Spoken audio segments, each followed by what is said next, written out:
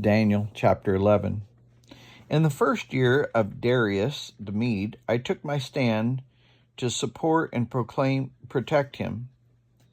Now then, I tell you the truth. 3 more kings will arise in Persia, then a 4th, who will be far richer than all the others.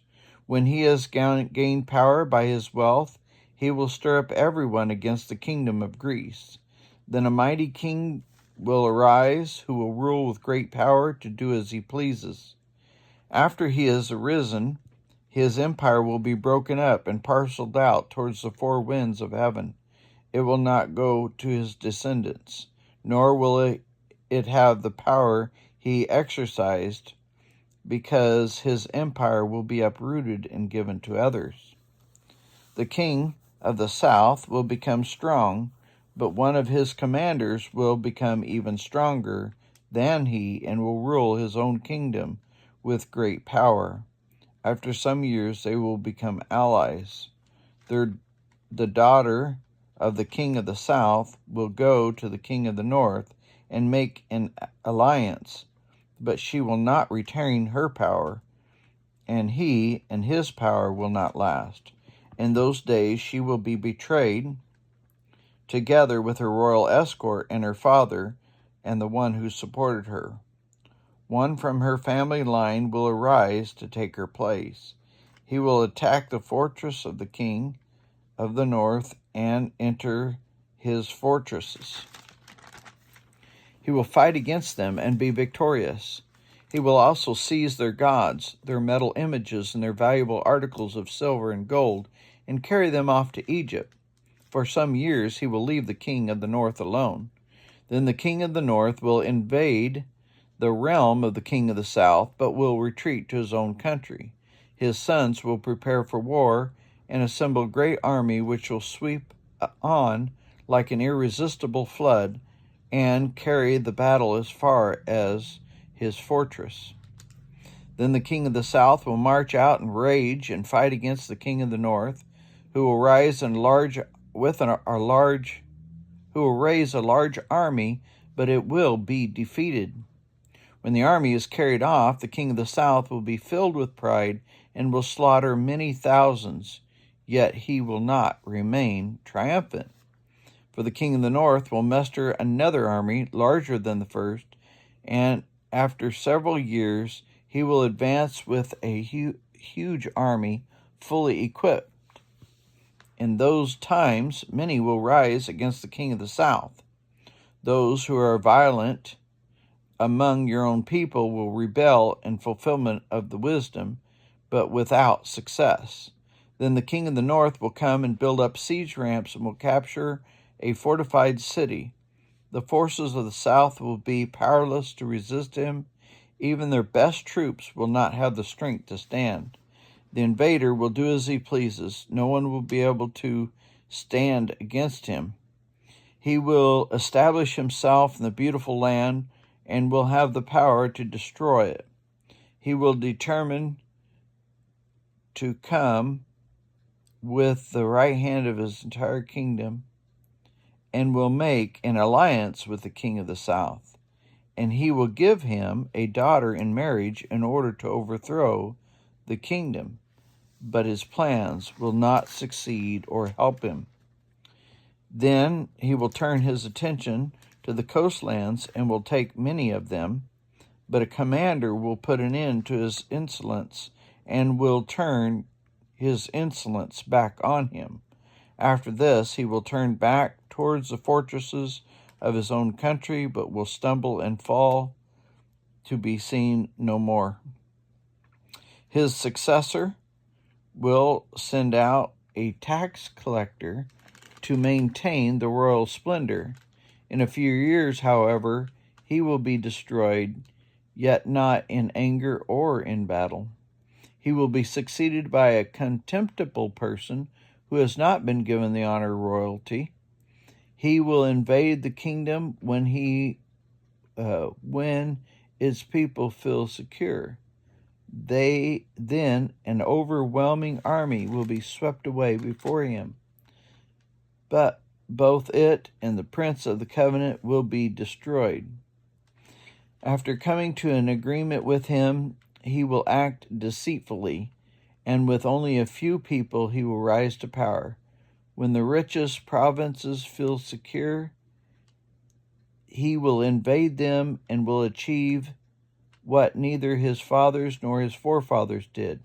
He will distribute plunder and loot and wealth among his followers. He will plot the overthrow of fortresses, but only for a time. With a large army, he will stir up his strength and courage against the king of the south. The king of the south will wage war with a very large and very powerful army, but he will not be able to stand because the plots devised against him. Those who eat from the king's provision will try to destroy him. His army will be swept away, and many will fall in battle. The two kings, with their hearts bent on evil, will sit at the same table to lie to each other, but to no avail, because in the end it will come at the appointed time. The king in the north will return to his own country with great wealth, but his heart will be set against the holy covenant. He will take action against it and then return it to his own country. At the appointed time, he will invade the south again, and this time the outcome will be different from what it was before. Ships of the western coastlands will oppose him, and he will lose heart. Then he will turn back and vent his fury against the holy covenant. He will return and show favor to those who forsake the holy covenant. His armed forces will rise up to desecrate the temple fortress and will abolish the daily sacrifice. Then they will set up the abomination that causes desolation. With flattery he will corrupt those who have violated the covenant, but the people who know their God will firmly resist him. Those who are wiser will instruct many. For a time they will fall by the sword, or be burned, or captured, or plundered. When they fall, they will receive little help, and many who are not sincere will join them. Some of the wise will stumble, so that they may be refined, purified, and made spotless until the time of the end, for it will still come at the appointed time. The king will do as he pleases. He will exalt and magnify himself above every god, and will say unheard of things against the God of gods. He will be successful until the time of wrath is completed, for what has been determined must take place. He will show no regard for the gods of his ancestors or for the one desired by women, nor will he regard any god, but will exalt himself above them all. Instead of them, he will honor a god of fortresses, a god unknown to his ancestors. He will honor with gold and silver, with precious stones and costly gifts. He will attack the mightiest fortress with the help of a foreign god, and will greatly honor those who acknowledge him. He will make them rulers over many people, and will distribute the land at a price. At that time, the end of the king of the south will engage him. At the time of the end, the king of the south will engage him in battle, and the king of the north will storm out against him with chariots and cavalry and great fleet of ships. He will invade many countries and sweep through them like a flood. He will also invade the beautiful land. Many countries will fall, but Edom, Moab, and the leaders of Ammon will be delivered from his hand. He will extend his power over many countries. Egypt will not escape. He will gain control of the treasures of gold and silver and all the riches of Egypt, with the Libyans and the Cushites in submission.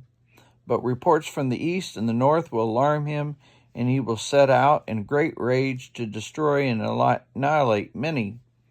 He will pitch his royal tents between the seas at the beautiful holy mountain, yet he will come to his end, and no one will help him.